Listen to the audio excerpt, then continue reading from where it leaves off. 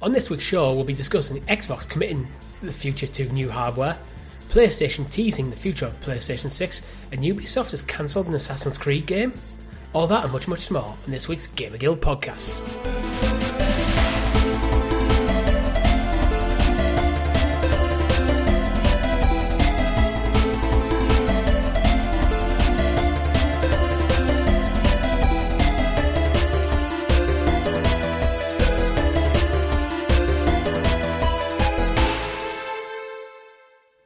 Good game, everyone, and welcome back to the GamerGuild Podcast, your weekly show where we round up all the week's video game news and stories for your listening or viewing pleasure right here on youtube.com/GamerGuildTV and up there in the digital clouds and your podcast preference of choice. Podcast players for this week are myself and the Arcane Rogue at Mr. Chris. How are you doing? I am good. The weekend is here. There's plenty of game news to talk about. The beers are flowing. So yeah, I'm ready to talk about some games. The beers are actually frothing over right now. Try not to spill it all over my desk. Steady now. We've all done that before. Richie getting a little bit too excited about recording a podcast. Yeah, I frothed over a bit there. But it's fine. It's fine. It's Corona. It's bad for you. It's much better beers, but this is all we had in. All we had in the house of which we stocked ourselves. So I made an active decision. No, it's because all the nice beer I've already drank. My girlfriend drinks Corona. But we do have a great show lined up for you. But before we get into it, make sure if you haven't already, you like the video, subscribe to the channel, and hit that bell so you keep in the loop of all amazing content here at GamerGuildTV, such as the weekly podcast. Every single Monday, we bring you the news on all platforms, as mentioned. We do have a storefront. Are you wearing any merch, Chris, right now? Yep, always. I've got my nice olive green t-shirt. Yep, I've got my blue hoodie on, and it's actually very warm in here. It was a bad choice. For this particular podcast. So between the Corona and your hoodie, I'm not doing to make a good choice. Yeah. We're going to make a good choice. I might not make a good choice, but I know our listeners have by being here right now. Let's get into it, Chris. What have you been playing?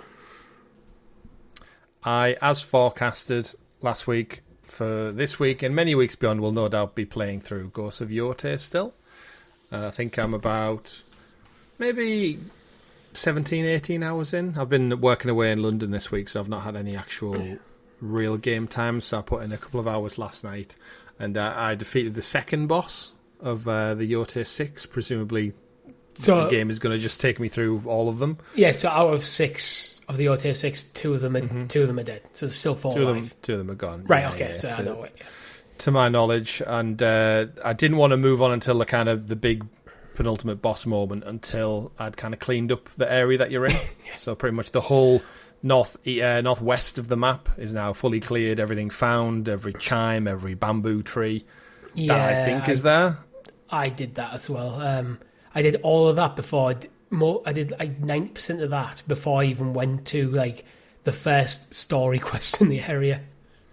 Yeah, it seems befitting of the type of game, and I know we waxed lyrical a little bit last week about the convenience of seeing something like a smoke plume or a little dicky bird pops up and goes, oh, there might be a fox down this way if you want to follow me. Is there ever a time, I put it to you, is there ever a time a little bird shows up in your peripheral vision and you don't follow it? Yeah, I also. Or do you default? Sometimes it's annoying because you'll be going to an objective that you've been wanting to get to and go, oh, there's a bird, I need to go that way. Yeah, and you go, oh, damn it. It's it's a wolf den, and you end up halfway across the map. Yeah, the wolf den chases get quite intense, especially when they start sprinkling in like secret traps and things to jump over.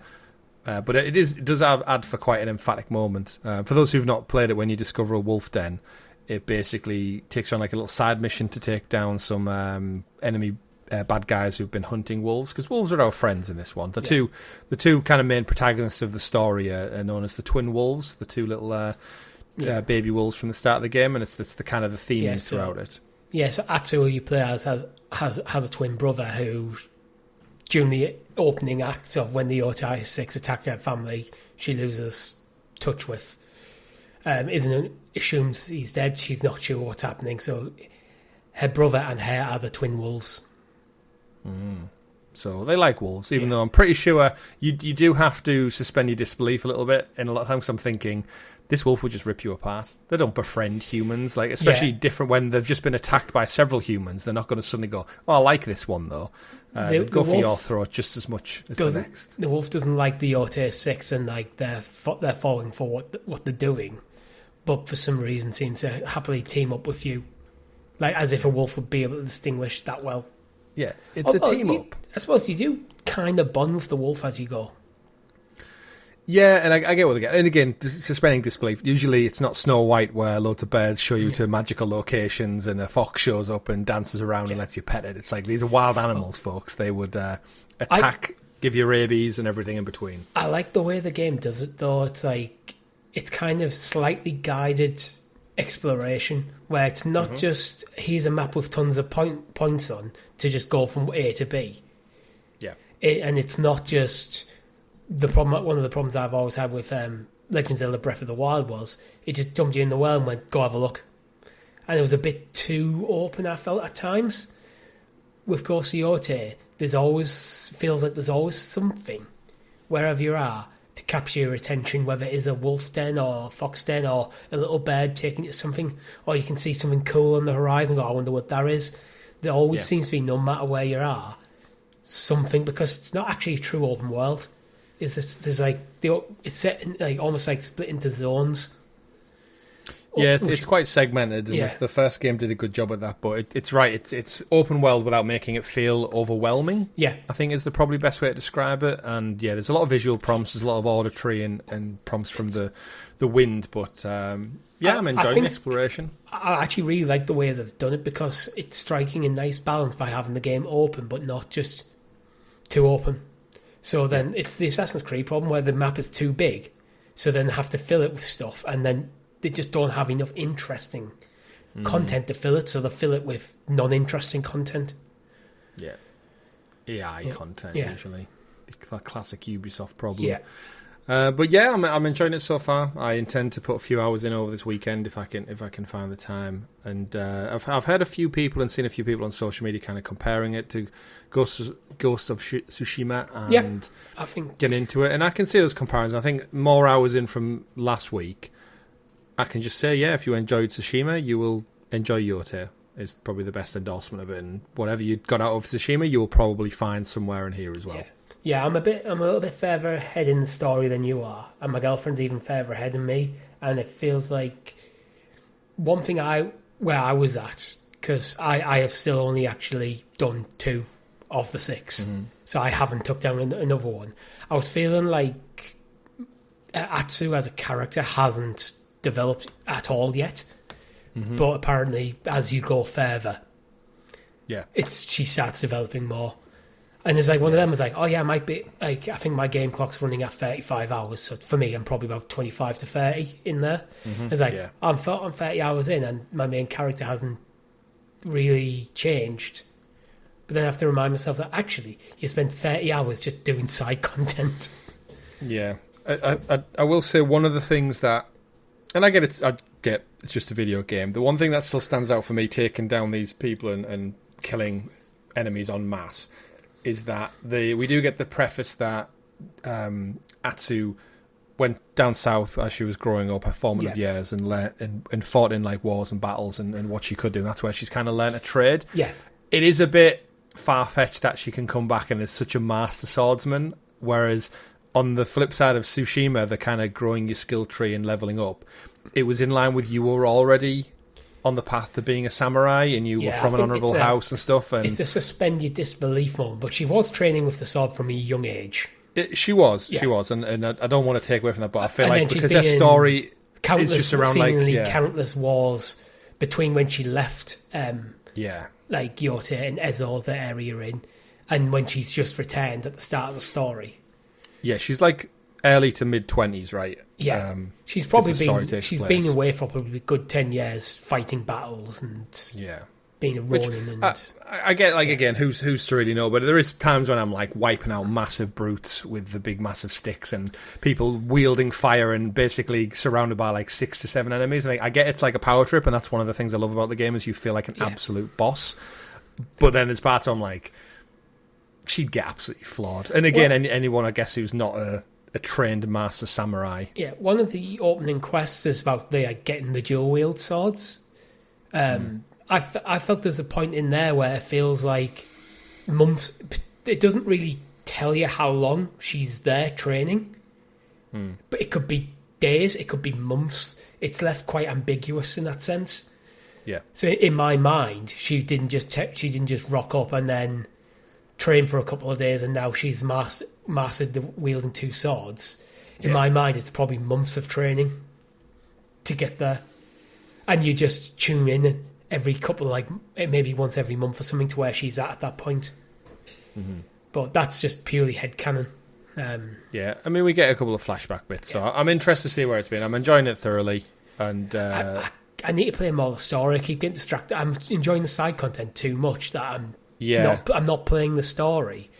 But one of my lasting memories of Ghost of Tsushima was Jin's struggling with his morality between being an honourable samurai and descending into the path of darkness and becoming the ghost to help out the people of Tsushima. I haven't got to that kind of point with Atsu yet, where other than her desire to kill the Yote 6, what is driving her? What's going to be her moral dilemma? Other than the physical challenge of beating these 6 people, what's going to be her character development?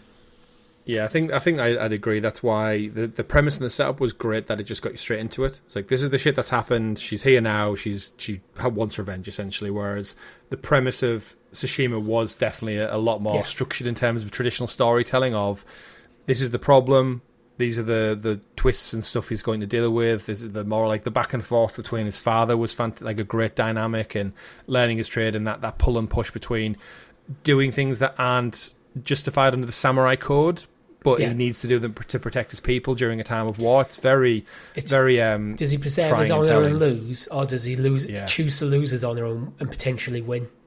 Yeah, whereas there's none of that with that. So it's like, they killed your family, and you want revenge. Again, I've only beat two of the OT6, same as you, and you literally, you can do that within 10 hours, the first 2. So it's like, I am really looking forward to seeing where her character goes. There's going to be another twist or two, surely, at some point. There's going to be. I'm waiting for it's that moral dilemma that comes to the heart of the character. Because at the moment, she's just on a path of revenge. And if that's just it, I feel like the story might end up a bit flat.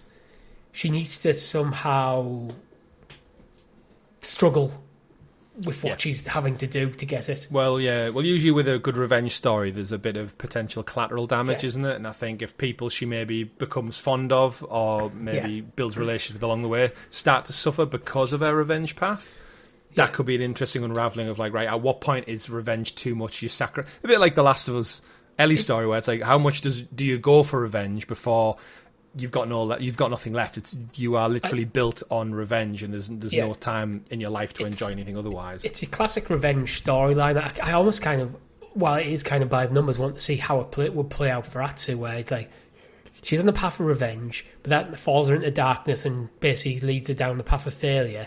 Then she ends up reassessing her goals and decides, although her goals were honourable, the reason she was doing it was wrong, so now she needs to do it for the sake of others, not for herself.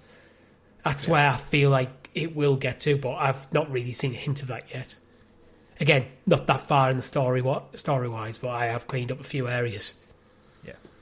Yeah, I think that's what I'll do. I think if you've got it's one of those good games where if you press for time, don't worry, just jump in and do a bit of cleanup.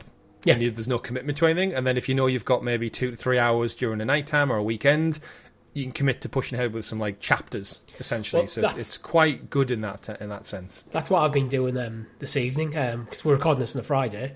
I've just been doing some side content, just explore. I've just got into basically the 4th kind of area of the map. You're probably in the 2nd one. And I was just right to enter it, yeah. I'm just going to go around and just do some of the cleanup in this area and not really progress the story in here yet, because I know at 8 o'clock we're recording. I didn't get in by the time I got in from work. had my tea and stuff. You're looking about, probably realistically, about 6 o'clock, so I've only got really about an hour and a half to play. Yeah. I like doing a bit of clean-up on the old PlayStation Portal as well. It's good for that. Where I'm largely playing on the Portal. It's been an interesting experience because Nat's playing on the PlayStation on her telly, and I'm sat on the Portal with my headphones in. I put my headphones in just more, actually, so I don't hear spoilers from her game. Don't blame you. Don't blame you. But that's our Ghosts of Yota section for the show every week. Yeah. Done and dusted. Stay tuned next week for more Ghosts of Yota content. But until then, Chris, would you like to introduce us to the graciously gathered Gamer Guild Gazette, a.k.a. The News? The News. And as always, the News is brought to you by our wonderful guild heroes, which you can join for as little as 99p over on the YouTube channel. Thank you very much for your support, guys. Keeps the lights on, keeps us going. Yeah, and I guess a special shout out as well, Al Davis Music and the folks who donated super chats during last week's live stream. We celebrated our 6-year anniversary and we got some very, very generous super chats, so thank you very much. It doesn't go unnoticed. I know sometimes, I think in the moment, you and me, typical British people, we struggle sometimes with showing thanks and appreciation when something drops in the middle of a conversation or we're playing a game and then all of a sudden someone's been so nice and generous. Yeah, because you kind of see it in the moment and one of us has to react to it, whether we're chatting or we notice it in the chat. Yeah. And to pivot from playing a game or talking about a topic of discussion like Ubisoft are cancelling what, then to suddenly pivot and go, oh shit, someone's been like so nice to us beyond all recognition. Yeah.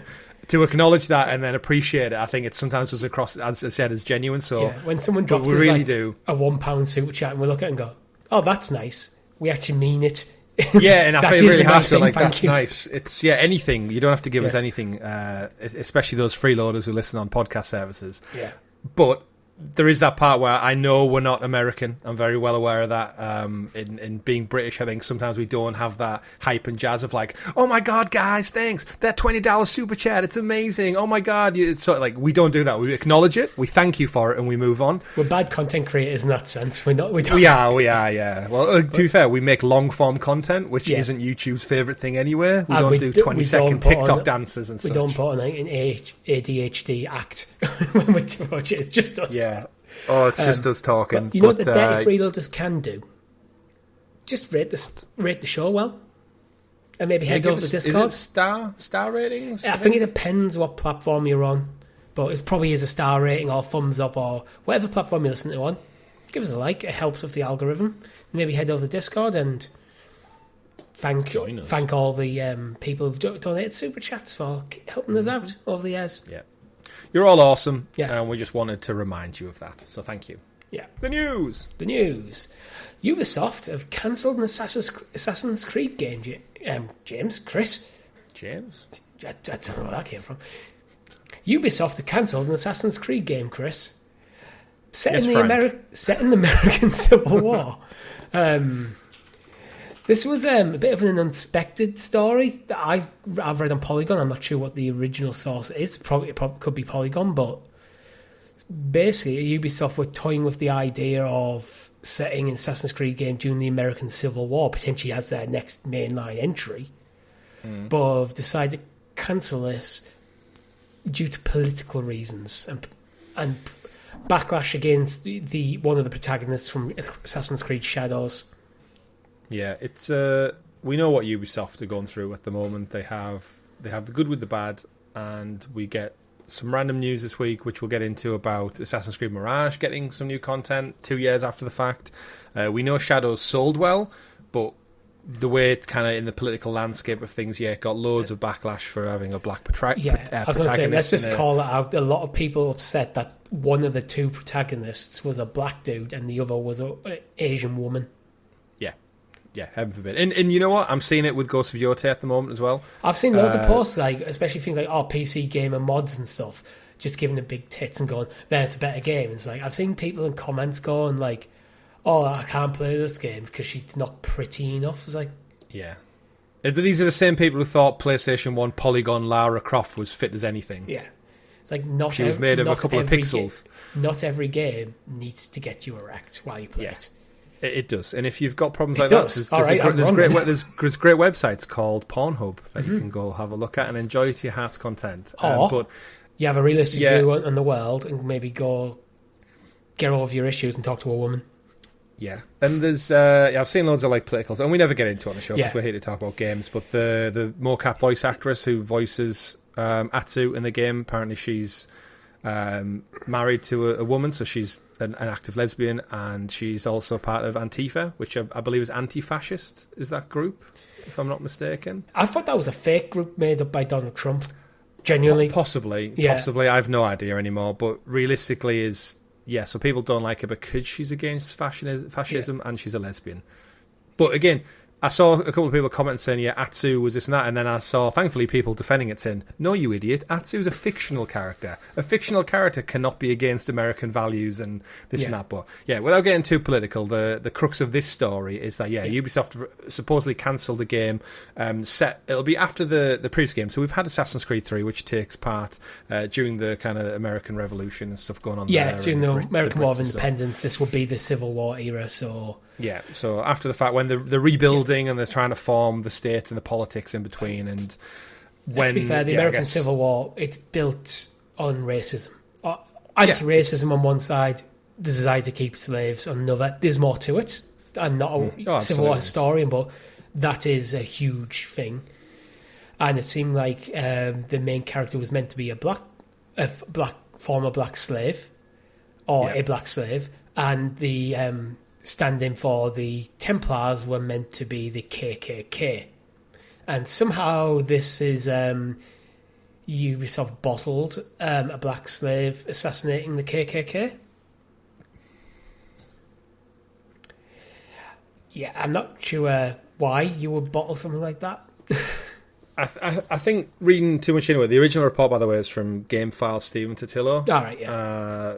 But yeah, it could be being caught up in the world of Ubisoft. Like, they kind of can't do right for doing wrong now, and I think trying to tell a story that's potentially charged with racism and slavery in the current climate, I can completely see as a business where they go, maybe let's focus on something a bit more fantastical. Let's get back to pirates. Let's get back to ancient mythology and stuff that's detached from modern day. This is the time to tell that sort of story when...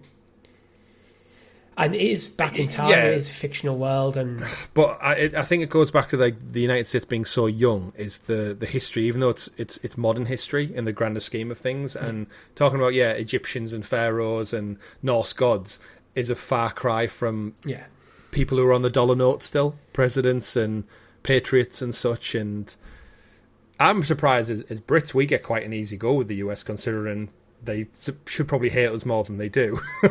But that's times have changed, right? I mean, they are all us. Theoretically, they won. So, but I mean, at the same time, most of them are from our family and connections and roots come from us anyway. So it's that maybe they still have some kind of like long lost longing for the UK. They wanted liberation from the British Crown, and they got it. So, and so do we some days of the week. But yeah, according to multiple sources, they were uncomfortable with the backlash around it, the political climate, and I kind of hadn't, until this kind of story came out, it kind of didn't, it dawned on me that we will inevitably get another Assassin's Creed game. It's the biggest seller by far. It's Ubisoft's kind of shining beacon of hope for actually making them any money. It hadn't crossed my mind of where they went next. Shadows kind of came and went for me, and I enjoyed it, and I got the Platinum Trophy for it, but it's mad to think maybe in another 2 years we'll get another one, a big one. And I hadn't even considered for a second where would they go next. We don't actually know how far along this as an idea. This could have literally just been an elevator pitch that was shut down. Yeah, and where go out. Well, we've still got Hex. Yeah, which I still refuse to call Hexy just because it's got an E on it. Which we think is going to be like a horror, more spooky based Assassin's Creed, which I'm all for. I feel like it's more of a spin-off though.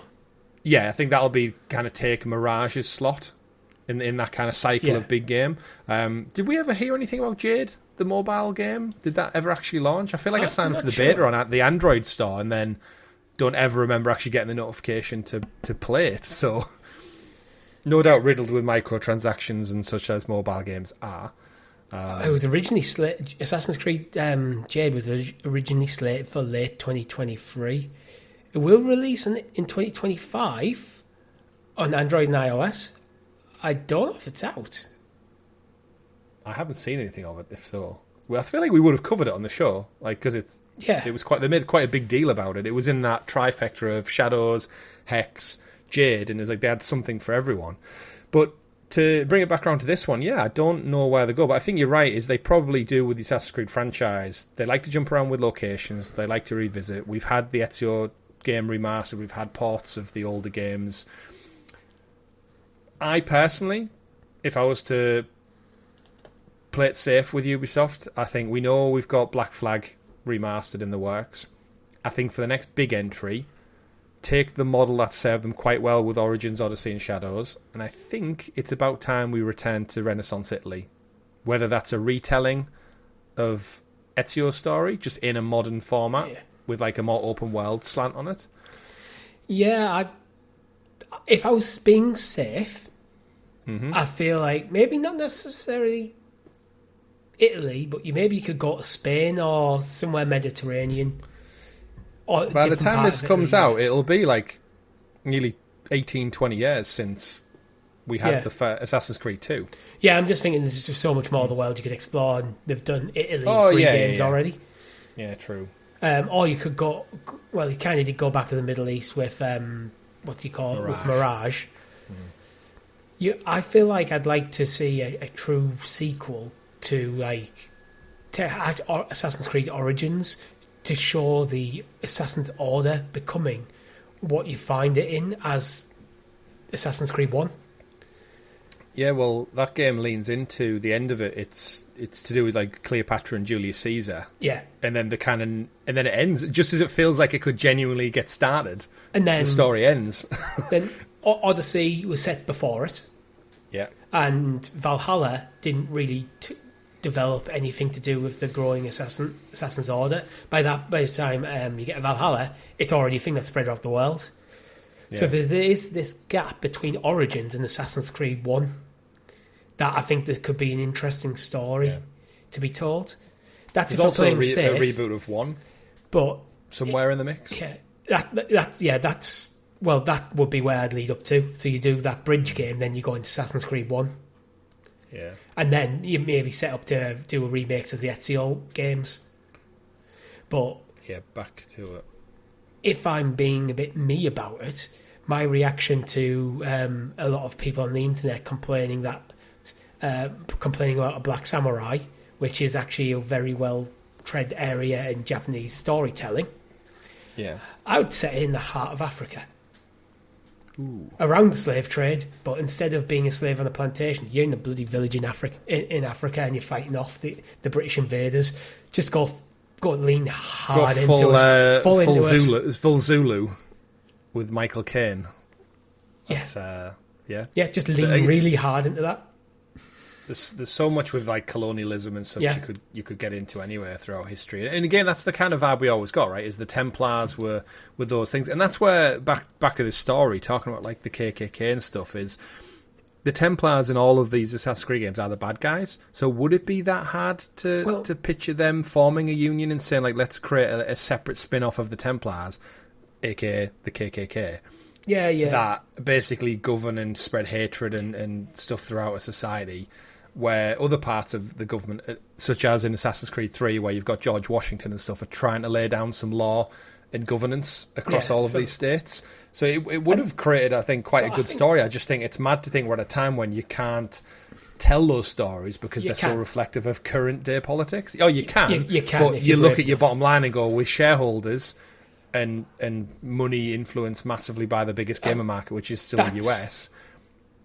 That's where the risk? We talked a few weeks ago about the benefit of Ubisoft ending up being in private hands. That's where you're safer at telling stories, because a venture capitalist investment banker kind of guy wants you to stay away from politically charged storytelling because it might affect the game sales.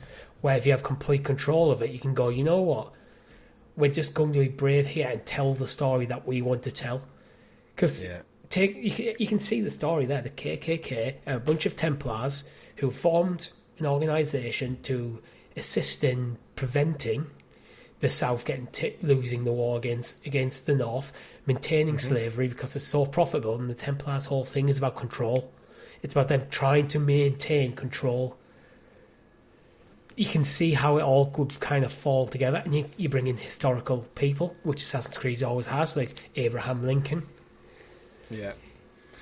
I can see both sides, and I think it is just that thing where like in America right now, where they're trying to shut down funding for things like the Smithsonian and taking stuff to do with Black History Month down across places, and don't like it's all about wild. I think clearly, like, are Ubisoft going to be brave though in the world they're in now with their falling stocks and their diminishing sales? This and is the time seemingly to be lack brave, of creativity. When you're on top, it's not being brave. It's when you're struggling. This is the time when Ubisoft can be brave, and I think they earn a lot of praise for going, no, we're going to stick to our guns. We're going to tell the story we want to tell. It's going to be an anti-racism story through, because racism is just bad. Yeah, and we're not going to bow to racist components in the internet. We're just not going to do it. Yeah. So what they've done now is I feel like they've angered a lot of people. So I feel like whatever the next Ubisoft game is going to be, Assassin's Creed game, a lot of like the very left-leaning gaming press are going to come down a ton of bricks on this for the wrong reasons. Then I don't think they're going to assess the game under its merits because of the story to do. But that's part of the world they're existing, so... Yeah, they should go play... I think Assassin's Creed 3 was criminally underrated, actually, as well. I really enjoyed it.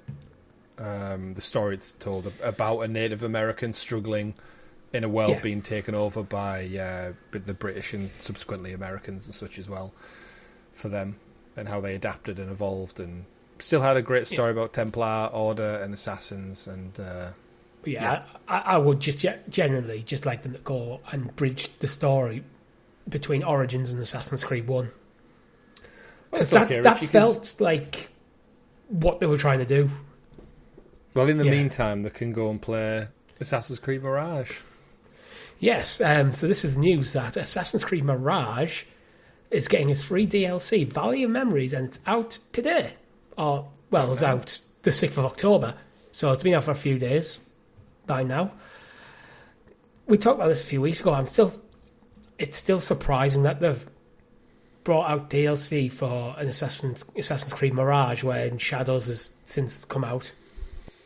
Yeah, well, after last week's show as well, when we spoke about the EA buyout, the DLC is going to have a new story chapter, new missions, a variety of new gameplay improvements and patch fixes and stuff, because the game's been out for 2 years now.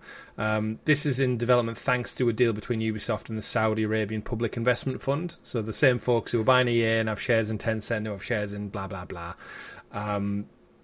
They've apparently backed it. Ubisoft declined to comment whether it was directly to do with that, but in a world where Skull and Bones came to fruition thanks to the Singapore government donating funds, I'm not surprised that Mirage, set in that kind of part of the world, receives funds from this group that sports washing, whitewashing, whatever you want to call it, and is now part of this kind of Ubisoft world. They own stakes in it as well. They're looking at EA, and we chatted at length. Go watch last week's show if you want to know our thoughts on that one. We've got new levels to a game that seemingly was dead in the water. I didn't hear anyone between Shadows, Origins, and Odyssey. I don't hear really anyone going back to Mirage and having a great time with that one. But Valley of Memory, it's out now. I own it, so it's free. I might go check it out if I have a window of time. Go back to Basim and see what his character's up to. I wonder if this is Ubisoft testing the waters for like future DLC models rather than having paid DLC. If they can get investors to fund the DLC in entirety, then they get value from people still playing the games, and the money comes from elsewhere. It might be this, and I think maybe doing this with Mirage preserves Shadows. So they're not testing out something potentially controversial on their current game, they're testing out in the previous one, which wasn't received as well. And let's be fair, because Shadows is out, less people care about it. Yeah, it seems like such an odd move, but... Yeah. It might just be this deal was just long in the tooth to get over the line. By the time the deal was finally signed, Shadows was already out. Yeah. It's an odd one. It is out. It's an odd one, but it's if you have the game, it's free to play, so fill your boots. Mm-hmm. You know what we might be filling our boots with in a few years, Chris? The PS6, because AMD have been discussing the future of games. And feels like it might not be that long away, actually, PS6, a few years. Yeah, I mean, we've had the Pro, which is your typical kind of like mid-generation update, right? The Pro's the PlayStation 5 midlife crisis. Yeah, I mean, when you look at the cadence of the PS4, as it was out for 4 odd years, we got the PS4 Pro, and then that sought to another 8 years, and then we got the PS5, and now we are 5 years into the PlayStation 5. The Pro is out, so on that trajectory, PlayStation 5 has got 3 to 4 years left in it, maybe, which it's wild to me, because I don't for a second look at my PS5 and think games look crap, they're running slow. The cadence in which, if anything, I'd rather the developers had more time with one generation just to get their head around it still. Yeah, I don't feel like the PS5 generation is going to be remembered anywhere near as fondly as the PS4 generation.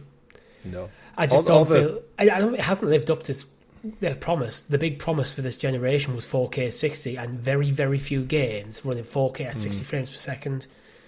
Yeah. So the games look better and tend to play a bit better than they did in the PS4, but the jump between PS4 and PS5 isn't huge in terms of what you actually see. You look at Ghost of Tsushima versus Ghost of Yotei. Ghost of Yotei is way prettier. But it's not like you could... It's not like if you go back to an older game and go, oh, this is barely playable. You could... If I had to tell someone who hasn't played games for 10 years what to buy now, I'd tell them to probably go for PS4 still over PS5. Because I think the library is so much better. I've still said PS5 just because then they can still play PS4 and then they're future-proofed for whatever's coming out. You're right. You get my point. It's like... Yeah. It's one of them. I saw someone on social media post this week actually about the PS3's 360 generation was the best. We'll have to sit down and do like a ranking episode at some point. Actually, when we did our ranking of console looks, remember we kind of reserved our judgment on this one because it hadn't fulfilled its life cycle yet. But then I think when it comes to the games, I saw a post that said the PS3 360 was so good, they basically propped up this generation with remakes and remasters. Yeah. It's like, will we have this again with this generation? Probably not, because visually you get a lot of them hold up. But I think when you sit down and thought, well, actually, yeah, we've had Gears remake, we've had The Last of Us remakes, we've had just so many games that came out and have had polished and touch-ups. I actually think I was thinking about this throughout the week, and I think one of my criticisms of the PS5 generation is it feels like quite slow between big releases that are really yeah, that's me. Probably it, yeah. But if you think objectively, there's a lot of games that have come out where I've kind of went, that looks cool, but it's not for me. I feel like the current trends in games is separate to where I'm currently at in the games I want to play. I feel like my preference for games is similar to what Sony's working really hard on the PS4 generation, where the third-party stuff... Sony themselves have been quite slow this generation, but the third-party stuff tends to have went more towards things like roguelites or into Soulsborne kind of stuff. There's a very heavy trend toward that. Horror games as well is another genre that's kind of re-emerged this thing. And there's 3 big genres where there's lots of games coming out that I'm not that interested in. So it's like, well, I feel like the generation's been slow, but if you're a big Dark Souls fan and you're a big horror game fan and you're a big roguelike fan, you're eating well. Yeah. Oh, it's huge. Yeah. It's huge. To bring it back around to the article, it was a post on the official PlayStation blog. It was Mr. Mark Cerny, of course, who's, we all know, bona fide genius whenever he talks about PlayStation and just technology and dev development in general. There's a good reason, and you can tell when you hear him talk. He's a bit like Brian Cox talking about like space stuff.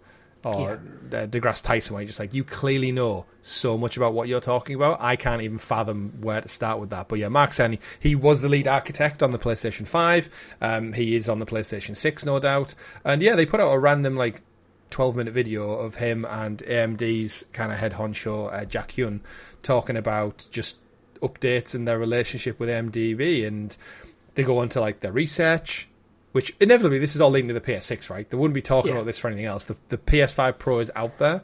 And they go on to say, like, overall, it's on course. It's early days with this technology, but the existing simulation modes and theoretics right now, but the results are quite promising. They're really excited to bring them into the future consoles in a few years' time. The technology is focused on machine learning that will improve graphics and gameplay in the future. For now, at least, the PS5 Pro is benefiting from the research through PSSR visual upgrades. That's been described as a full-fat version of the current technology that PCs use. So we know that'll come into fruition at some point over the next couple of years anyway. But then, he basically goes on. They called it Project Amethyst, which I think I always struggle to say out Amethyst. loud. And they kind of go on. They show a couple of visuals of like how it works and stuff, and they go, I've been working on some really cool stuff in terms of like power distribution and processing distribution, and how they can get the cell processors to team up and focus using AI rather than them all work independently. So it's like having one mega GPU instead of loads of little ones trying to process things at different times. But it just seemed like a proper out of nowhere video, which I guess to me it almost felt like, when Microsoft is struggling, we'll get onto it in a bit, talk about Microsoft hardware, for the arguably the biggest player in number one slot right now to come out and just like go, we don't have anything official, but we're talking about making it better, hardware. Like this is Sony basically reaffirming there will be a PlayStation 6 without directly saying it. Yeah. And while Microsoft is struggling over there with, are they committed to it or not? For your competitor to just come out and go, we're talking about future tech and hardware, like literally with our partner from AMDB. You can almost see the board meeting where they're talking about and go, Xbox coming under a lot of pressure right now. People are questioning whether there even will be the next Xbox. What can we just get out there to kind of stop that kind of flack potentially coming to us and maybe dunk on them a bit without directly dunking on them? That's just... What can we do? And a lot of stuff they took from this, not only that, was they were talking about the kind of the power on the GPU, and they're able to adjust for more efficient pipelines when it comes to next generation and ray tracing and all the stuff we've come to know and appreciate with modern gaming. What, for me, it kind of focused in is the way they're able to fluctuate and increase or decrease performance based on requirements. I think this is kind of setting up for the rumoured handheld PlayStation 6 as well. Yeah. Where if they can scale up and down quite a lot, from like the least common denominator up to the highest performing one on like PC levels, I think this gives them a lot of wiggle room for utilising these tools to give us a PS6 and give us a PS6 handheld alternative, like maybe it's a docking one or whatever that may be. Because we've said from time and time again, I think the graphic fidelity, the diminishing returns are so high now. What's next? And I think Xbox are leaning towards handheld, like alternatives, docking solutions. The ROG Ally's out, Steam Deck's out now. What's next is seriously hitting 4K 60. That was the promise of PS5. I don't think it's been fully realised. Some games do it, but most games you have a choice.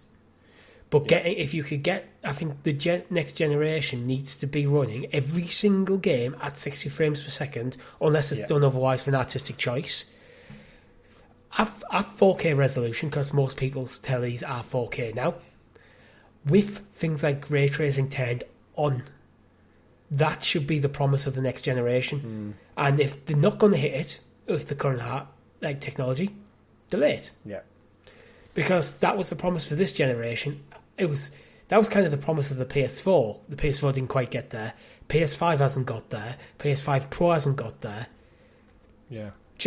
We don't need another generation, but it's sales that will drive this. How good the PS6 is will be driven by PS5 sales. Yeah, because they're making it better and better and better keeping it on a certain price point until they get to this critical threshold where the PS5 is no longer bringing in enough money that they need the next console generation for sales reasons. You need that marketing boost, don't you? It's the same with the mobile phone industry. Is that you don't need a new iPhone every year. You don't need a new Samsung Galaxy every year. But No. They do it, or they do several versions of it to keep that cultural relevance like churning over. Yeah, it was called. Sorry, the thing I was referring to was a universal compression, and they go into it in the short video by basically saying the system evaluates every piece of data heading to the memory, not just textures, but then it compresses them whenever possible. So at every opportunity, essential bytes are basically trimmed down, drastically reduced, which reduces bandwidth, power on the GPU, which means it can deliver like more detail, essentially, higher frame rates, better efficiency, which everything like that is telling me that they can take what's common today and funnel it down to basically use less energy, less power, less GPU, which is what you want in a handheld, right? I think they should also work on a suite of development tools as well, to because the pipeline for making AAA games is very long at the moment, which makes it very expensive, which makes it such a high risk. But if you can improve the tools that developers have to work with for developing PS6 games to shorten, say, a 5-year lifespan to a 4-year lifespan, that's a 20% saving on your just operation costs to get that game out. Yeah. If you can do that without compromising the quality of the product, then developers have a choice. Do we go for keep to our 5-year timeline and make a better game, or do we hit a 4-year timeline and get the game out sooner to mitigate risk? Yeah. So I feel like, and it also increased the output of AAA games on the system. Yeah. Although I'm not a developer, so I could be just completely talking out my ass here. Let me know in the comments. But it feels like if that can be optimized, and without just slapping AI over everything, it still needs to be an art form. It's like how do you use AI as a tool to aid in the development, not to replace the development. Yeah. Because as a general rule of thumb, procedurally generated AI content sucks. You want people actually designing this stuff because they have a better idea than what any AI can have. But how do you use it? Give that person AI tools to make their life so much easier. Yeah. Well, it seems like, we know Mark Cerny recently said, I think it was in a Verge article, said about he's got a multi-year plan for PlayStation 6, and I just think it's wild to think we're at that point where a couple of years from now we'll probably be sitting here talking about the reveal of the PS6, what it looks like, if they've went back to a more simplistic and less colour contrast mode, will our dual sensors work, and I'm guessing games will be forward compatible, but it seems forever ago, but we're not far off. And remember, we've been doing this 6 years now without realising it, so blink of an eye and we'll be there celebrating 10 in the launch of a new generation. Mark said he's been working on the PS6 since before the PS5 came out. Once the R&D phase of the PS5 was done, he's probably started working on the PS6. Yeah, wild. Yeah. And he still dabbles in games, remember, as well. He does. Remember Knack? Yeah. Knack 3. We need a Knack 3 for the launch of the PS6. Talking about dabbling in games, the future of Xbox hardware. Dabbling. Yeah, it's a bit harsh, but you give me a segue how to use it. So Xbox is denying rumours that there won't be a next-gen console. Yeah. Is anyone surprised by that? No. This came from, there was a well-known source leaker on Reset A-Reg. It wrote in saying, there seems to be hardware issues around Team Xbox, and to read from the Pure Xbox article, it says, without going into too much detail, not long after the last round of layoffs, next one should be coming in Q1 26, by the way, so 10 of the year there's going to be more layoffs, and it's going to be just as massive as the last one. So some rumblings out of Xbox are starting to come where it's a little hard to believe. The ramifications of the Call of Duty Game Pass gambit, which we spoke about on last week's show, are not working, were rumoured to have cost them box per unit sales around $300 million worth. And then that's no surprise that the Game Pass news we covered last week is focusing on Call of Duty may not be included in some of the tiers, and you may not guarantee to get them even a year after release. So the Call of Duty card's definitely somewhere up in the air. But then it goes on to say that, concrete plans for actual Microsoft Xbox hardware went from being definitive to up in the air, which was really starting to give startling, given that things were meant to be out relatively soon. Because, again, we spoke about the rumours. We had those leaks, didn't we, last year? That showed us like a full slate of Xbox Series X and S reshapes. And remember the cylindrical one? The one that looked like a tube? Yeah. They seemingly haven't come to fruition. We know there's a handheld. So it's one of those situations where, despite them internally being told, yeah, we want to go with a new generation in 2026 or maybe 2027, the steps leading up to that delivery, like marketing behind this, like, you've got to imagine like hundreds and hundreds of people are involved in these, so it's no surprise when stuff gets leaked or sneaks out. But yeah, lots of things are apparently getting pushed back and moved around. And I guess if you're an employee there and things maybe don't feel like they're going as smoothly, they have an inkling. So they've said, like, yeah, definitive things being to push back to being up in the air to maybe not having such concrete timelines or dates on. Was going round. Windows Central reached out to the sources with a few other people. Naturally, they've got probably a lot of internal leakers who give them little tidbits of information now. A lot of these journos are like best mates with developers and software engineers and stuff, so off the table, they probably do give them a little nod here and there and a little shred of information. Yeah, the rumours where they're ready to exit the hardware industry and move entirely into cloud gaming because everything's in Xbox, Richie. And they can confirm by a very trusted source that it isn't true, at least for now. But then, since then, Microsoft have clarified it with a statement saying, over the weekend, you may have heard a rumour doing the rounds that Xbox hardware plans were up in the air, and for the future of Xboxes in publishing. Microsoft has responded in recent hours. Why can't I find it? Oh, there you go. We are actively investing in our future first-party consoles and devices designed, engineered, and built for Xbox. More details. For more details, the community can revisit our agreement announcement with AMD. So just a flippant little comment to address it, but clearly they're trying to put the water on the fire before it gets out of control after last week's Game Pass exodus that happened. What are your thoughts on this, Richie? You've always been an advocate, and I think me alongside you, of thinking Xbox will get out of the hardware market probably sooner rather than later when it comes to the big three. Yeah, one day. I just think the uptake in people using Xbox Cloud Gaming, back in the Google Stadia days when Stadia came out and GeForce Now was coming out and Luna was around the corner, Xbox were going hard with cloud gaming, PlayStation were pulling out the nails out the coffin of PlayStation Now. It felt like cloud gaming was primed to really make inroads. Yeah, 5 years ago. 5 years ago. I don't think went the way we expected. Stadia's gone. Luna's been reconfigured. Relaunched. GeForce Now's ticking over fine. Yeah. Xbox Cloud Gaming's ticking over fine, but quietly, and it's now they're pushing it into the lower tiers of Game Pass as well. It's just recently come out, I think, out of beta, but it's not the huge monumental thing that it might look like it was going to be 5 years. It was always a supplement for us, right? It was like, it's there if you want it, but we would always opt for native as a preference. And that's how it still very much feels with Xbox's recent partnership with ROG Ally. Shows that that was an opportunity to double down on cloud gaming, which they chose not to take. Yep, they opted for bigger internals and bigger price point. They could have went for the two system tier, but have the ROG Ally X and a cloud streamer, but they've doubled that. They went the other way with it. So it feels like Xbox Cloud Gaming is still just a supplement.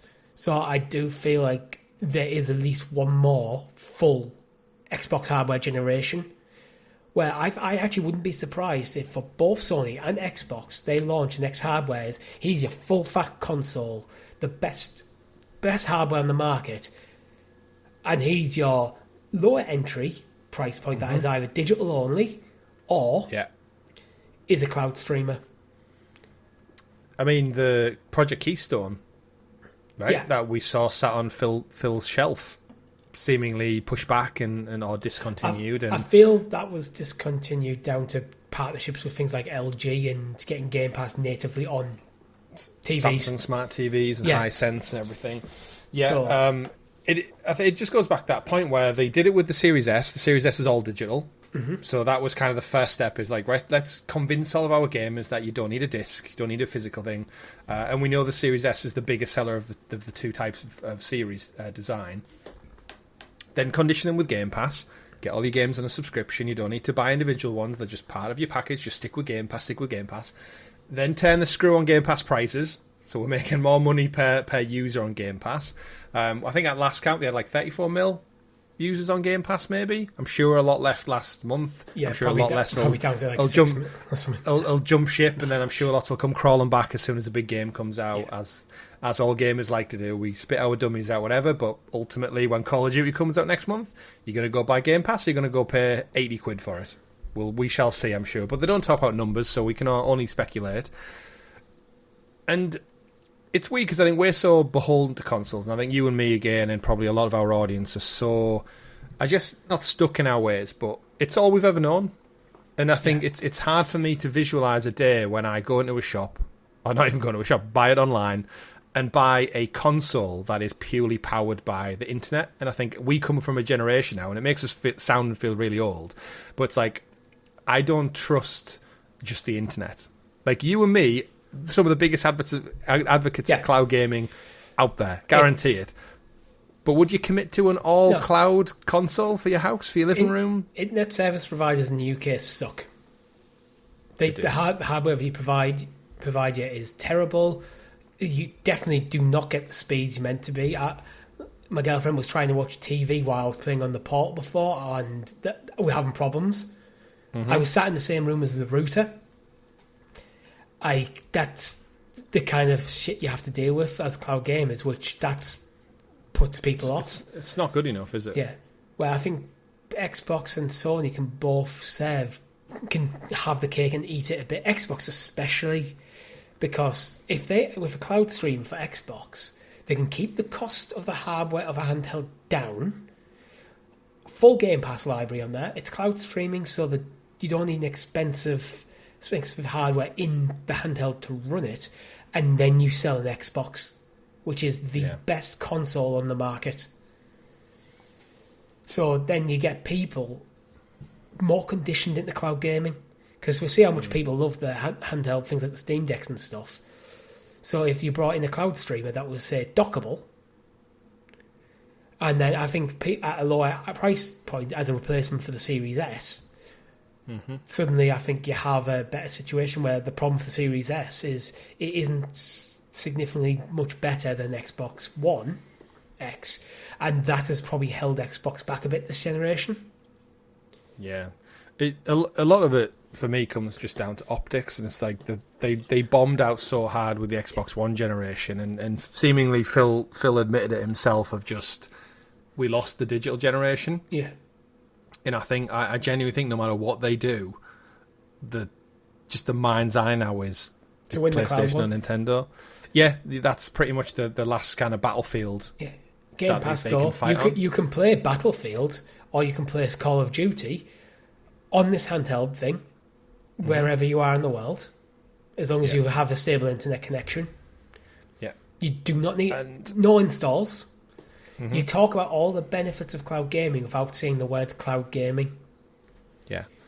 And this goes back to, I think, our kind of tried and tested conversation we've had many times with Stadia, with Amazon, with Xbox Cloud Game, with Nvidia, is that our generation isn't the one that matters, because you've got millions upon millions of children, teenagers, soon-to-be adults, who all their version of gaming has ever been is touchscreen on their phone, and they can more than happily play games like Fortnite and stuff with their fingertips on a touchscreen. Doesn't work for me, no way in hell. But that generation coming through, the future consumers, the future spenders of that business, if all they've ever known is ease of access, cheap subscription fees, and everything on an absolute silver platter on the mass them, then Game Pass and cloud, and loot boxes, Game Pass, so they don't react to it the same way we do. Doesn't phase them. Yeah. So Game Pass, cloud gaming, playing on any device, or this is an Xbox that you already own, or you already have in your house, your living room, your bedroom, whatever. It seems like such a hard pill to swallow, I think, for current gamers, older gamers, mature gamers, or even, in fact, the industry and the journalists that cover it as a whole, because it's their bread and butter. But the reality is, and Microsoft, trust me, Microsoft have the money to see this out. They're like the second richest company in the world with a capital of like $4 trillion or something. They can see this out until that generation of consumers are the mainstay. They are the 25 to 35s who are spending money. The issue is, a few years ago, Microsoft were buying pretty much every available company under the sun, And I think the return on investment for that investment, including like things like Activision Blizzard, Yep. has been largely inconsequential. Yeah, it's been shit. It probably hasn't been good enough. But this is where I feel like you don't buy an Activision Blizzard and put Call of Duty on Game Pass to panic after one release reportedly costing you 300 million. It's like, that was obviously going to happen. It just is. That was always going to happen. Because you're replacing, like, oh, why would, if I'm an Xbox fan, why would I buy Call of Duty, a digital version of Call of Duty, when I could just get it on Game Pass, which Microsoft have been conditioning me for years to get Game Pass. Yeah. PlayStation gamers still going to buy the box copy. But I bet you most people who play Call of Duty on Xbox are playing on Game Pass. Yeah. So don't panic over the numbers. Yeah. You got to see it through. But then this is where big corporations and leadership stuff, like, they change. Like, decisions change, shareholders change their mind, and whoever made the decision to buy Activision Blizzard King, they might not be here in 5 years' time to suffer the consequences of the fallout of that. Phil Spencer is. Matt Booty, Sarah Bond, like, they might not be here by the launch of next generation. Good leadership is managing up and down. Sometimes you have to manage people up and go, no, we knew this was going to cost us a lot of money in one go, but we did this because it's going to drive people to Xbox Game Pass, and we're playing a long game here, because one day people will be not putting a box under the telly, it'll be all cloud gaming, and people will be conditioned to use Game Pass because we are going to be the best cloud gaming in there. Yeah. And let's face it, the amount of publishers they've got, they are the biggest publisher in the world this year. On PlayStation, on Xbox, on PC, because they own nearly most of them now. So it's that, it seems bad, I get it. If you're a diehard Xbox fan, you've always had an Xbox, it would sting. I think we benefit from that, of being more PlayStation, Nintendo inclined, is that we look at this and go like, we both appreciate Xbox as much as done, but we don't have that nostalgia, that we didn't grow up with it. We grew up around it, we had friends who had it, but it was never our ecosystem of choice. So seeing it kind of become diminished and changed and kind of stripped away, absolutely it sucks. From a consumer standpoint, it sucks that there's going to be maybe less competition in the market, but I don't think they're going anywhere. I think you're right, we will get another Xbox, and I think Xbox will always exist. It's just evolving differently than the other two traditional ones are. Yeah, I think because gaming is evolving differently, and PlayStation have decided to double down on the discrete generation consoles. But there again, PlayStation have shit the bed this generation with the pivot to live service and pivot back. So that's them trying to find a place in the next era of gaming. Xbox are doing it differently. Nintendo have just doubled down on the Switch, and it's seemingly working well for them. But will that work into a next generation? Yeah, but that's it's again, we don't want to compare all business structure models, but like Nintendo do what Nintendo do, they're great at it, but they do have significantly less profit margins because they don't support the big third-party stuff. Like PlayStation, Xbox gets a shed ton of money from the likes of Call of Duty and third-party support and stuff that Nintendo just don't get. Yes, Nintendo make huge markups on their first-party products. The pack-in, the box per unit sales are huge, but they don't make that Call of Duty money. They don't make that Fortnite money as much. So, but then it's different audiences, isn't it? You can have a successful business without being big. Like, again, ironically enough, isn't Xbox Series consoles, they've still sold more units than they did 360 and One. They're just in third place, so it looks bad. Yeah. Didn't Microsoft Gaming make like more profit last year than ever before? Like, investors want to see improvement, growth and every year. Improvement is relative. Yeah, and Xbox doesn't exist in a vacuum inside Microsoft either. Microsoft have other projects that are spending a lot of money and seeing return on investment. Yeah, Nintendo don't have that. No, Sony kind of do, but PlayStation is such a strong brand; it kind of looks after itself. So Sony probably doesn't interfere that much with PlayStation. Well, Sony's like a tiny company in comparison. I think Sony's like entire revenue stream up and down across the board, including the movie and TV division and stuff, isn't even comparable on a scale of what Microsoft is. So you're completely right. Is Sony PlayStation's arm of Sony is Sony's most profitable arm, whereas Microsoft's Xbox isn't. Yeah. Xbox isn't the big dog in their classroom. It's the lesser one that it spends a lot of money. It has a lot of an audience, but it doesn't make the corporate massive Microsoft funds that being in like, let's face it, Microsoft is probably interwoven into every single business on the planet at this point in the Western Hemisphere.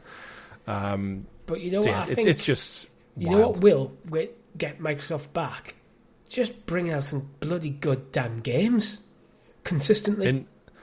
And you could argue they have been more of a stronger cadence now than they ever have been. If you think this year we've got South of Midnight, Oblivion remake, you've got Outer Worlds 2 about to drop, you've got Call of Duty incoming. What else have we got?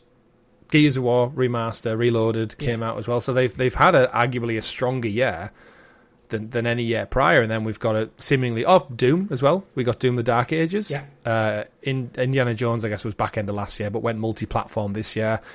Forza selling incredibly well on PlayStation 5. So like they are delivering on the games front. As you said, it just seemingly is the rest of the business and messaging and marketing. Like the optics aren't great, but the needle's slow to move. But it can move massively between generations. The next generation... It's a reset point. Yeah, the next generation, people are looking, okay, we're talking to their friends about what console we're going to get next time round. We got the PlayStation this time, but that Game Pass model looks fantastic. We're always playing Call of Duty. Do we go Team Green this time round? But that's where I think there's still that digital library problem, isn't it? Where everyone's like, but I've got my digital library. But that's where Game Pass should alleviate that. But I think nowadays you're not abandoning your digital library because of things like backwards compatibility being more and more a thing that Xbox can say they've always had. So they can push that. You can push things like Play Anywhere. You can, like crossplay. So you don't, by buying an Xbox Next over a PlayStation 6, you're not abandoning your digital library in PS5. Yeah. You can keep that. Wild. Yeah. Do you think people will be abandoning Call of Duty for Battlefield 6 this year, though, Richie?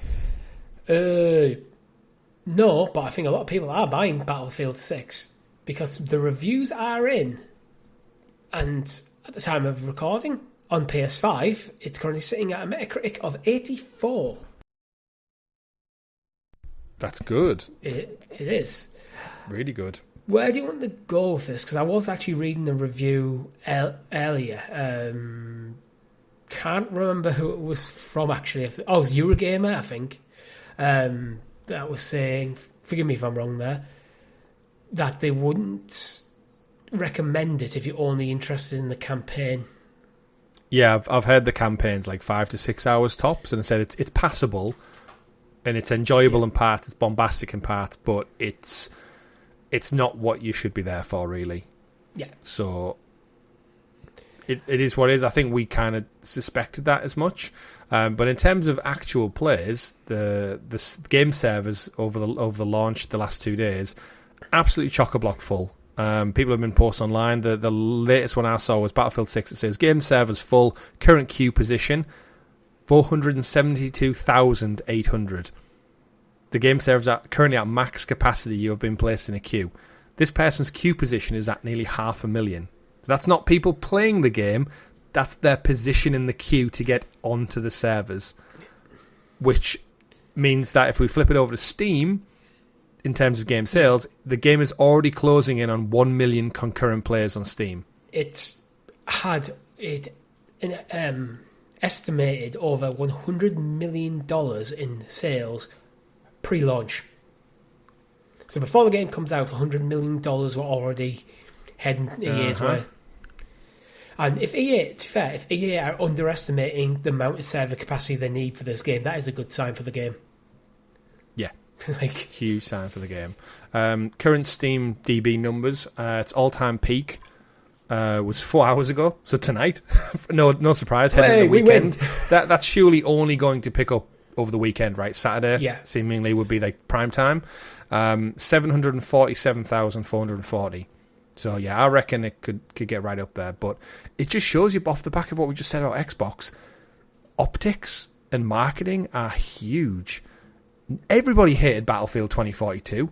Take a couple of years, go silent, chip away at it, come out with a new trailer, new approach, new tactics, seemingly get the community on side by listening to them, working with them, delivering a grounded, realistic, not a cheap pink Fortnite skin coded whatever with bells and whistles, literally. In it, I mean, seemingly it's already. EA will be chuffed with that, absolutely chuffed.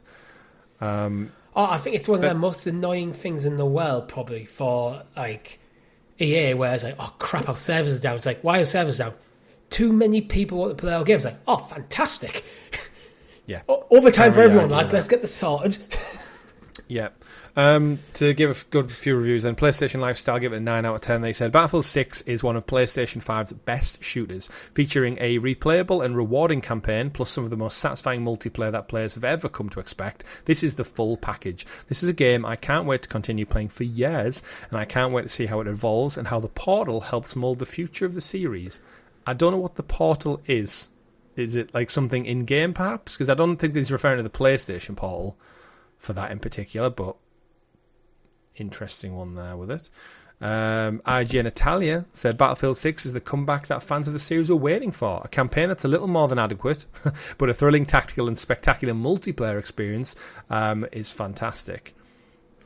So the Battlefield Portal is a community-driven platform in the Battlefield series, first introduced in Battlefield 2042, that allows players to create, share, and find custom game modes and experiences. Right. So it sounds like it's going back to the old school way of how PC games used to handle, like multiplayer games, where you could join a server that had specific criteria set up, like, oh, we're only going to play capture the flag. One-shot kill. Yeah, stuff like that, rather than the auto drop you in, whatever the game decides to drop you in. That crept in over time. It feels like it might be a half step back towards giving players a bit more control over, like, just some as simple as the library and stuff like that can actually make it easier for people to find private games. Because then you can just filter by the name of the server. You can potentially password server. This is without digging too much into the Battlefield Portal, but you could potentially password the server. So I could host a server. You got Richie's server. There you go. The password is GamerGuild123, and you're in. Nice, cool. Which I like it. But then that theoretically could mean that makes it easier for people like content creators who playing Battlefield regularly to work with to interact with their own communities. Interesting. Dextero give it an 8 out of 10. They said, after years spent circling the drain, Battlefield 6 gets the series back on track. The mission statement was clear as EA delivers classic, class-based multiplayer, a thrilling yet brief single-player campaign, and a creative toolset bound to drive countless hours of fun in the community-made experiences. Probably reference some Portal there. They finally remembered how to make a proper Battlefield. So yeah, seemingly all is good in the world of Battlefield. Yeah, it's good universally sales. It's pretty much universally positive. User reviews are not in at the time of recording, but on PlayStation, only 3 mixed reviews and 47 positive. So it's got very, very strong. Which it's nice to see. It's nice to see games make a comeback. I think the one wrinkle is, if you're a single-player gamer, it's probably not for you, because it's probably not worth the cost for the length of story. But inevitably, that price will come down. And I think the way to look at it is probably this is a multiplayer game with a single-player story tagged on, which you can effectively, as a tutorial, get your hands on the sticks before you go live. Yeah. It's going to be an interesting Battlefield, ironically, for the two of them, because we've still got a month until Call of Duty Black Ops 7 comes out. That's going to be interesting. These are the two titans that in years gone by they've always came out within a few weeks of each other. War shooters, bro shooters, whatever you want to call it. Always pushing graphic fidelity and bombastic stories and stuff. If you go on massive online multiplayer. If they're going head to head, Call of Duty is going to win overall. I don't think even the most optimistic analysts at EA would say otherwise. And we know it. I think it's perfectly reasonable to assume that concurrent player base is going to take a dent when the month Call of Duty comes out. Yeah. How much it recovers is going to be telling. Does it lose 10% of its players after it's kind of had come out that trough? Does it lose 20%, 30%, 50%? I think that's going to be the tell, because it's going to take a big dent since Call of Duty comes out. Yeah, absolutely. Like, how many jump to Black Ops 7 and how many come back? That's the question. Are they happy to take the Battlefield pill while they wait out 4 weeks for Black Ops? Yeah. Or will they go, you know what? Battlefield was actually better. I'm going to go back. Yeah, it's going to be an interesting layout over the next, I guess, the final quarter of the year. But yeah, as you alluded to, I'm just happy to see Call of Duty have some competition. This is the first year we've had back-to-back progressive story from Call of Duty, like Black Ops 6 straight into Black Ops 7 has never happened before since the Modern Warfare days on the OG PS3 360s. So they're doing something different. Battlefield doing something different. I know I'm not a Call of Duty player, but I think one of the best things you could do for kind of reinvigorating Call of Duty's reputation is take a few years off. Without bringing it, you still have Warzone. You still got Warzone that you can bring out content for, so it's not like you're going away entirely. And Black Ops 7, you still could support that for 2 years. Yeah, just take that breather and then come back with something that doesn't feel from the outside exactly like every other Call of Duty I've played over the last 10 years. Yeah, absolutely. Yeah. So it's definitely going to give Little Nightmares to the Treyarch and EA devs. Little Nightmares is actually one of the most wish-listed games on Steam, but we do have reviews for it, Chris. Yeah, came out today, 10th of October. It came out today, and it's currently sitting at a 72 on Metacritic. Which, I think in the scheme of the type of game it is, that's what I'd expect. 7 out of 10. I don't know, because I feel you have to review a game in context of what the game is. So I would lean that as a bit lower than I'd expect, especially considering the quality of the previous two. Different devs this time around, though, right? Yeah. This isn't Tarsier Studios. So this is... Because this has had like that... This is the one where, right, is it Bandai Namco who owned the rights to it? So Bandai Namco own it. Yeah, Tarsier made the original 2, if I'm referencing that right. This one was Supermassive, so this is the first one made by the people who did Until Dawn and the Dark Pictures anthology. Yeah. So yeah, in 2021, Tarsier Studios confirmed that Little Nightmares 2 would be its last entry, as they were acquired by the Embracer Group. So Embracer took over the studio as part of all that Embracer buyout. Bandai Namco had the IP. They were like, no. We're going to keep this going, even if we don't own Tarsier, or we don't work in partnership with Tarsier Studios. 2023, Little Nightmares 3 was unveiled at Comic-Con opening night live, but unlike its predecessor, this one is developed by Supermassive. So, obviously, I guess one of the kings of horror that we've came to love and know through Until Dawn and the Dark Pictures anthology. But, I'll read from Game Informer. They gave it a 7.5. They said, Little Nightmares 3 delivers on the original conceit of the series with a horror-filled adventure that feels like trying to escape a nightmare you desperately want to wake up from. Outside of a few noticeable, if underbaked additions, Supermassive has introduced, I'd welcome more variation to the game's formula. However, even if Little Nightmares 3 offers more of the same, it's hard not to smile whenever Law and Alone's adventure sends chills down my spine. So, again, the big difference for this one, Richie, is online co-op. So 2 people can play through this story together. We've had, obviously, multiple characters in the past, but it's always been a case of you as the main character helping an unfortunate eye character navigate a puzzle world, very heavily influenced by Tim Burton-esque horror. And I think more of the same is what... I think when I said a 7 out of 10 seems normal, I think that's because as far as Little Nightmares 3 goes, I was just expecting more of the same. I wasn't expecting story. I wasn't suddenly expecting voice acting. I wasn't expecting like a drastic twist. I just thought... more Little Nightmares, and that's all I wanted. Yeah, so kind of both GameSpot and Push Square kind of hinting at the same thing. So I'll read both of excerpt from both theirs. So from GameSpot first, who'll give it a 70. Little Nightmares 3 is faithful to the series under its new leading studio at Supermassive Games. The team, already well-respected name in horror, causes Tarsiers Torchwell, carries Tarsiers Torchwell, though it sometimes feels feels too differential to the past games, failing to raise the bar in both puzzle and monster design. This is a good sequel I'm glad to have made the time for, but if there's to be another trip in this world of tiny terrors, it first needs a refill of nightmare fuel. Some more of the same. Yeah, Push Square, Little Nightmares 3 is a nightmare worth having, even if you've dreamt it all before. Supermassive Games holds a mirror to the franchise, reflecting the series' charming horror, clever puzzles and grotesque universe, but it plays it safe, adding little in the way of originality. Online co-op is the biggest change, but solo play remains the preferred experience. Overall, Little Nightmares 3 is unsettling enough to make your skin crawl, just not enough to wake you up.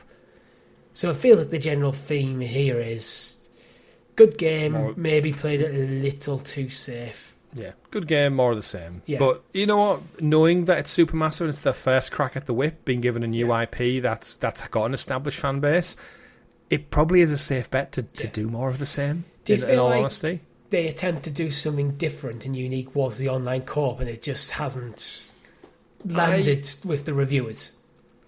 For all we know, Bandai Namco went to Supermassive, went, look, we've got a contract for Little Nightmares 3. Would you like to do it? You're already familiar with horror. We need someone to do it. And they went, yeah, okay. And for all we know, Bandai Namco said, just do more of the same. Yeah. Like, as the publisher and the IP owner, they could have said, for this contract, we just want you to make a new entry that follows the same route.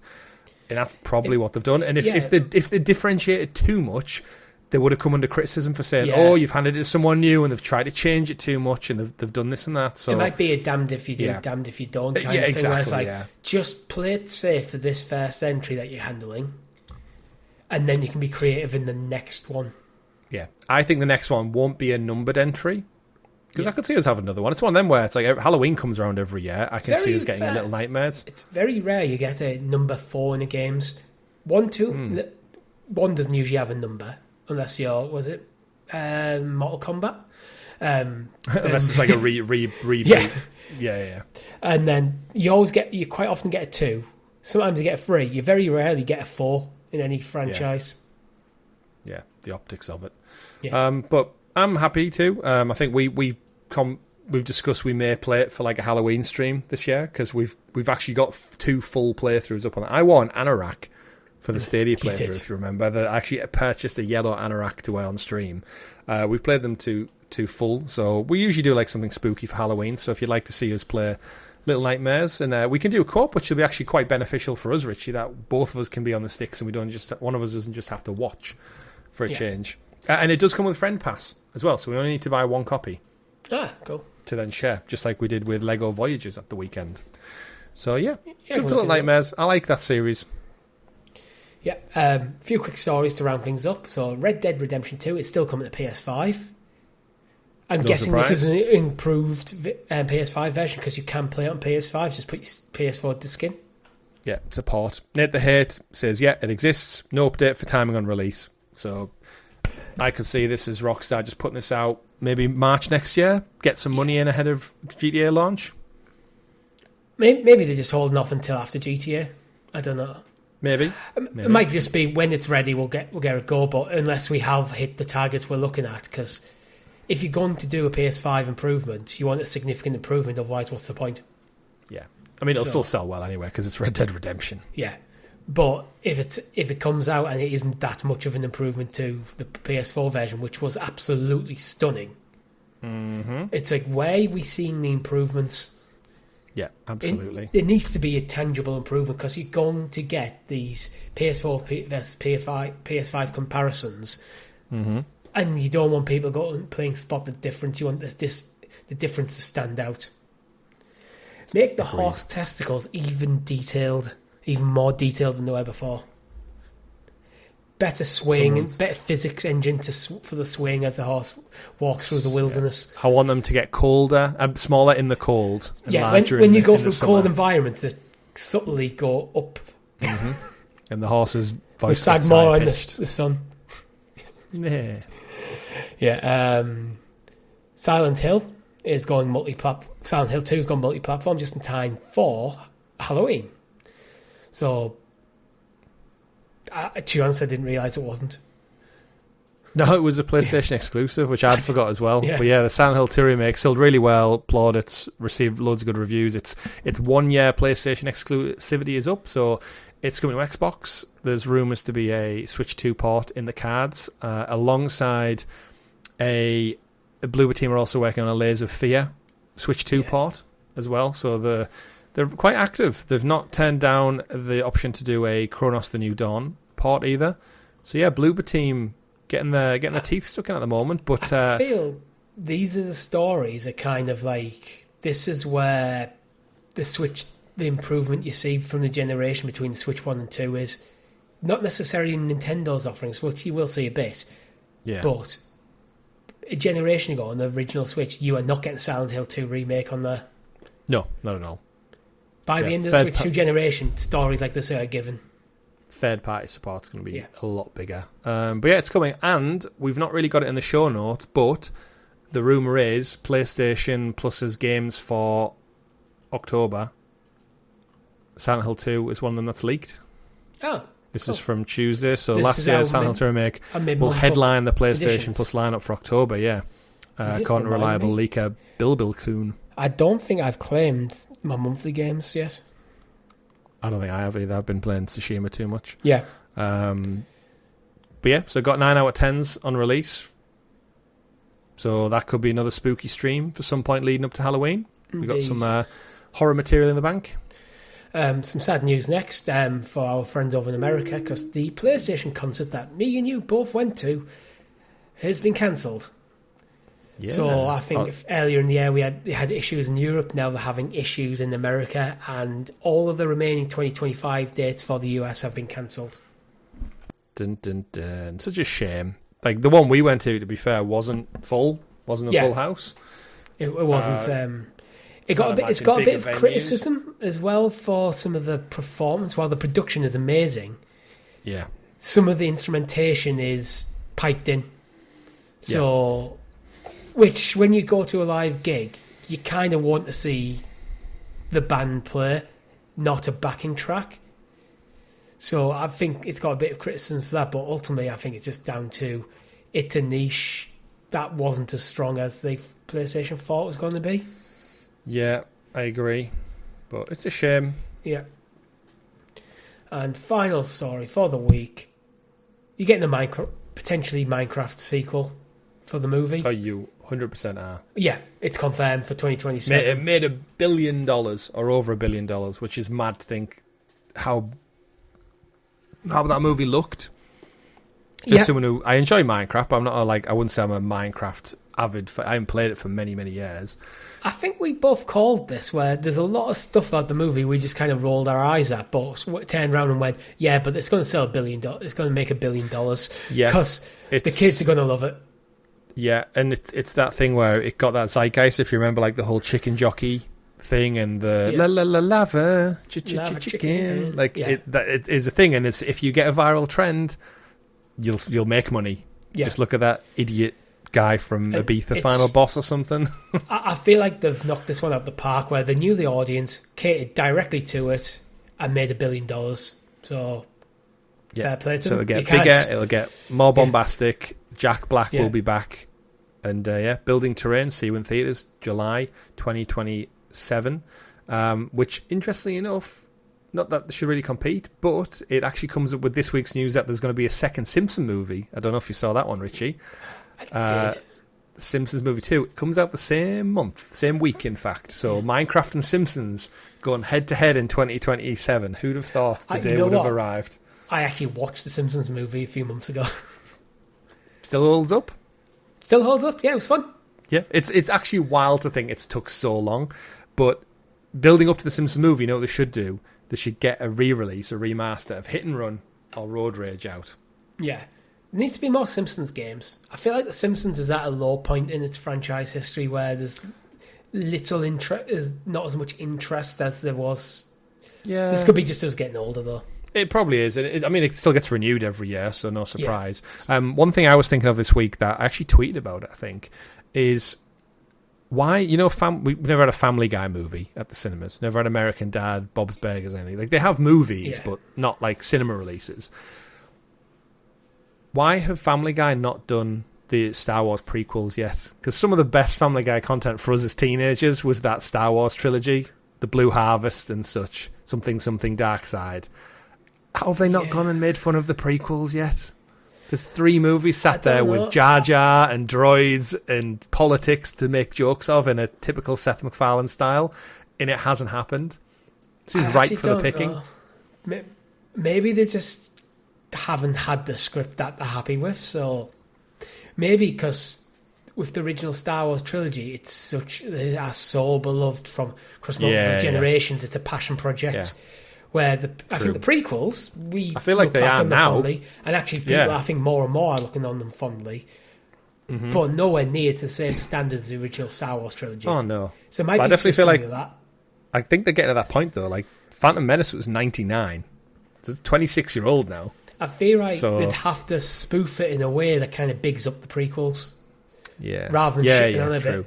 So maybe it just doesn't really quite work. But anyway, that funny is all the same. Yeah. Indeed, but that is all we have time for this week. And we like to round up every show with This Week in Video Game History. So starting October the 10th, Chris, we have the fucking banger. Right out the gate. Pac-Man in the arcade, 45 years ago. 1980. That's gaming legacy right there. Oh, Pac-Man should be an emoji. That's how credible he is for video games. Why isn't Pac-Man an emoji? Space Invader is. Right, Google. We've got Space Invader, a joystick, and a controller. A really bad controller emoji. Yeah, Google, sort it out. Everyone sort it out. There's like an emoji council between Apple and Google and Samsung and Huawei who do this. So yeah, we need more emojis. It's wild to think we don't have some. Certain animals don't even have emojis yet. But aside from that, we also got Spyro Year of the Dragon, which was the 3rd entry in the series 25 years ago in the year 2000 on the 10 of the millennium. Yeah, we Spyro. We Portal also got on PC. Yeah, 18 years ago. 18 what years a game. since Portal.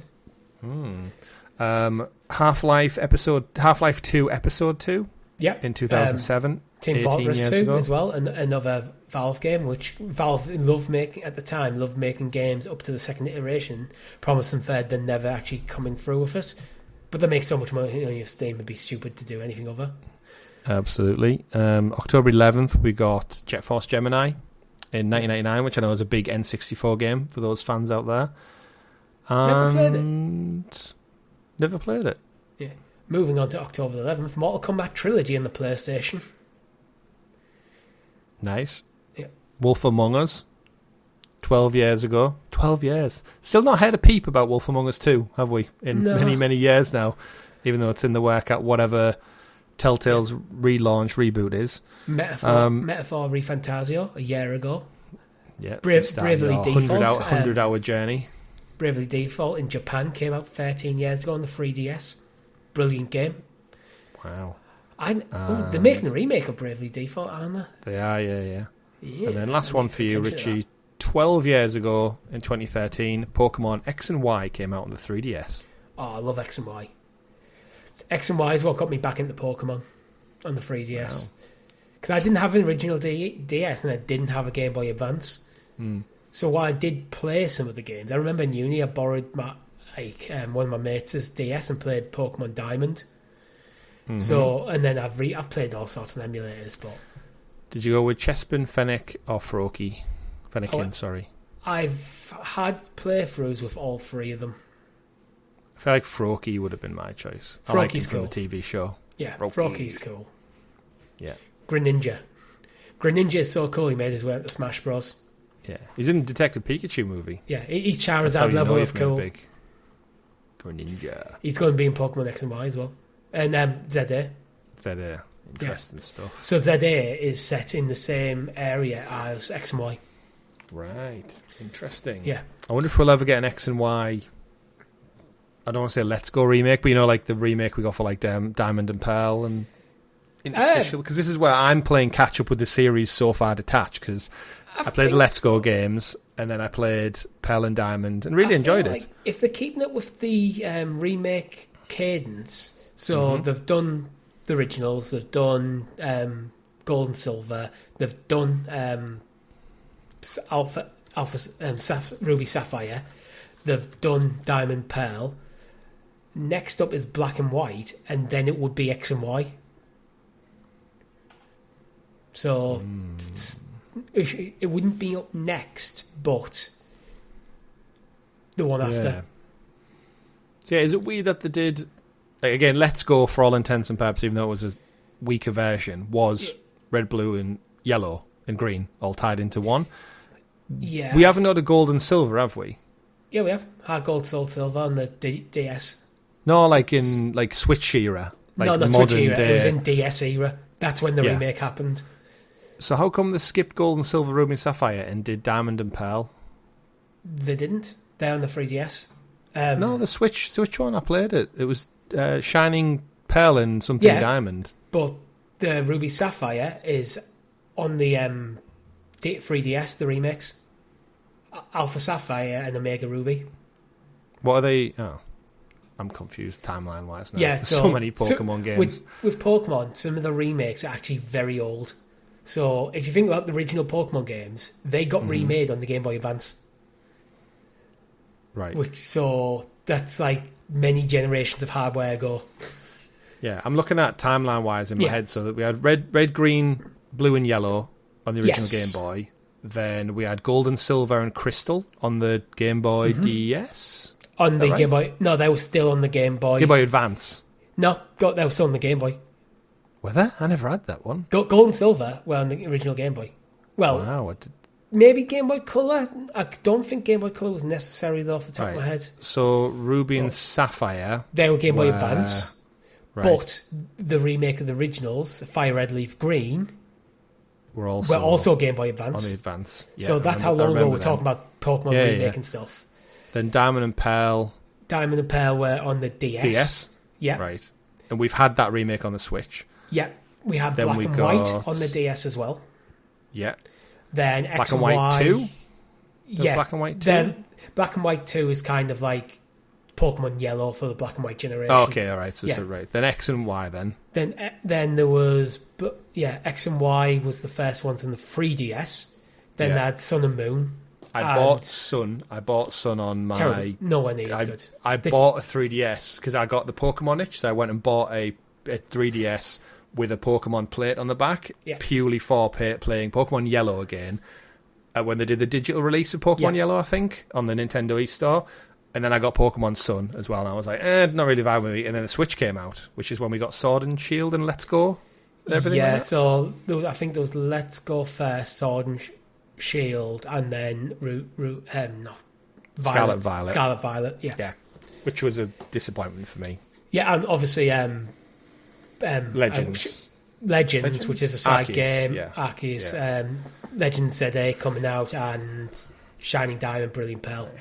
So next year, in theory, should be the next mainline entry. New generation, new list. Yeah, well... Everything like that. Yeah, I feel like before they were doing alternating between main game, remake.